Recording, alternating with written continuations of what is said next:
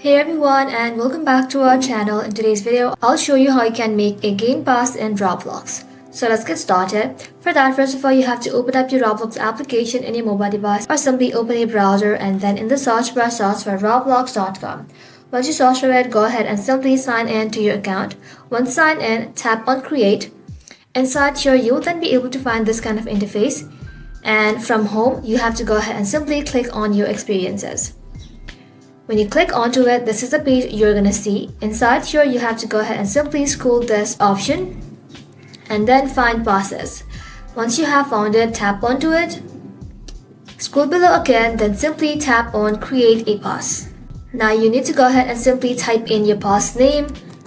And then if you would like to upload an image, you can go ahead and do so. Once done, type in the description if you like and then tap on create pass. So once the pass is created, to put it on sale, you have to open the pass you have just made. And then you need to go ahead and simply click on sales.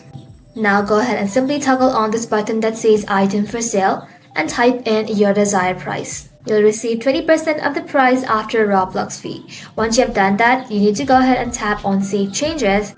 And that's it. Your game pass is live and ready to buy. And that is simply how you can make a game pass on Roblox.